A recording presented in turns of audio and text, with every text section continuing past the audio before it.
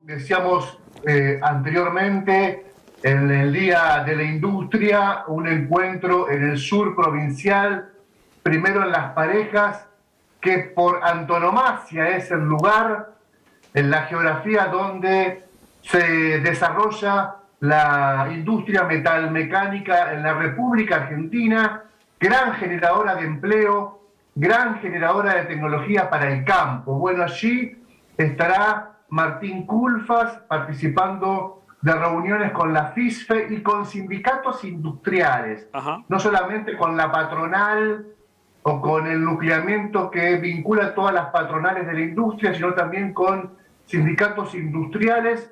¿Por qué? Porque desde la Nación se asegura que, desde el área de producción de la Nación, se asegura que Santa Fe está encabezando la recuperación industrial en el país, con números por encima de Córdoba, por encima de Buenos Aires, por encima de Entre Ríos, muy alentadores. Hoy por hoy la producción industrial, la capacidad instalada que está funcionando es parecida a la de 2019, ¿no? Una etapa prepandémica en donde estaba muy castigada por la economía y por la gestión económica del macrismo, pero estaba, digamos, sin los inconvenientes extras del aislamiento o el distanciamiento o la enfermedad. Hoy por hoy esta recuperación es muy importante. Ya en el 2020, en el último bimestre, había experimentado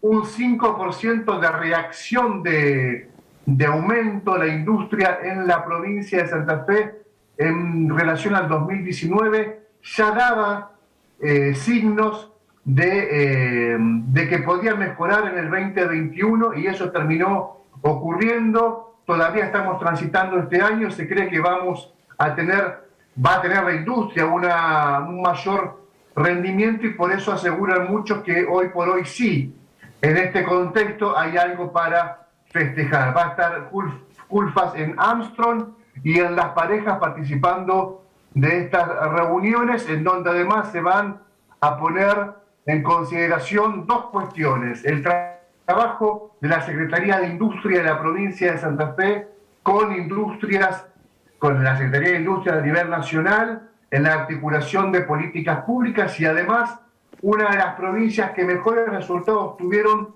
los protocolos intraindustriales de protección anti-COVID, incluso antes de la vacunación masiva que comenzó en abril-mayo de este año, masivamente, realmente masivamente, en abril-mayo de este año. Por lo tanto, hay una muy buena expectativa para la industria de aquí en adelante en la provincia de Santa Fe, una industria que genera empleo no solamente por la producción y la manufactura, el insumo más vital, la manufactura de primera mano, sino también muchas porque han podido trabajar sobre esto que es tan relevante, que es considerado el valor agregado. Bueno, hay empresas, hay industrias, sobre todo en el sur, que del valor agregado han hecho una diferencia en relación al resto de la región,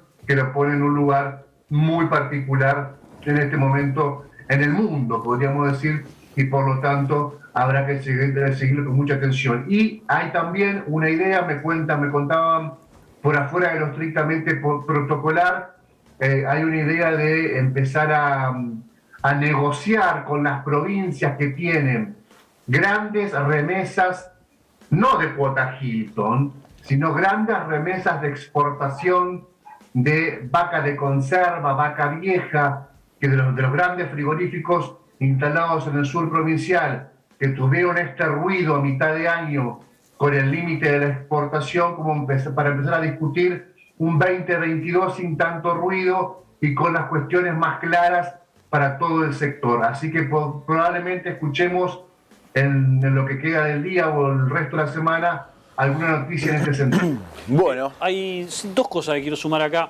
Una es la declaración de la vicejefa de gabinete la semana pasada, de Cecilia Todesca, cuando decía que Argentina tiene que tener una doble recuperación. Una es llegar a esta instancia que está describiendo Héctor, a 2019, que es la etapa prepandemia, pero otra es saltar el año ese en cuanto a estadística de 2019, porque Todesca decía: nadie quiere volver a 2019, fue un año desastroso, pero fue el mejor año antes de la pandemia, entonces habrá que hacer una doble recuperación. La primera parte aparentemente está cumplida, llegamos a la etapa prepandemia, ahora hay que terminar de recuperar el resto. Eso es una.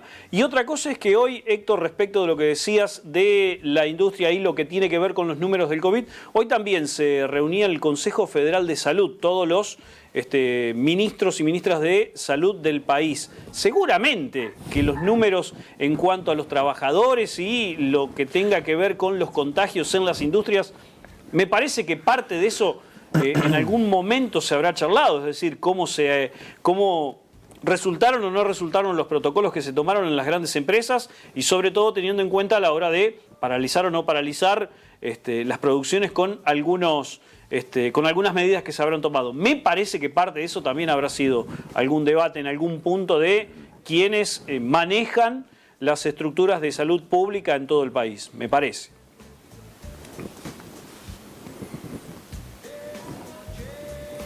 Héctor, ¿se durmió con los ojos abiertos? No. Ah, ok. No tengo el detalle de lo que comentaba Sergio, estaba esperando que concluya. No tengo el detalle, pero evidentemente sí, hubo a principio de pandemia, antes de vacunación masiva, creo que 2 o 3 empresas que pararon en la producción, no por mucho tiempo, pero que no afectó en definitiva los compromisos que tenían asumidos. Yo no sé si una de ellas no fue General Motors a principio de la pandemia, a principio ya por entre marzo y mayo, porque entre marzo y mayo fue muy similar a una coyuntura de guerra. Exacto. Y no exageramos, marzo, mayo 2020 se cerró todo y fue una situación estrepitosa. De no producir nada, tanto, de no producir nada directamente. De no producir nada. Y después, a medida que gradualmente se abría, también gradualmente caían los contagiados, porque el invierno 2020 fue durísimo en cuanto a contagiados. De hecho, creo que este fin de semana se experimentó el guarismo más bajo en 1 año y 2 meses. Exacto. Bueno, por lo tanto, ahí también tienen un dato importante respecto a lo duro que fue el 2020, en donde, como dijimos anteriormente, recién se recupera en el último trimestre, en el último bimestre, pero la capacidad instalada de la industria, imaginamos, esto ya lo digo solamente razonando con sentido común, imaginamos que la nueva tecnología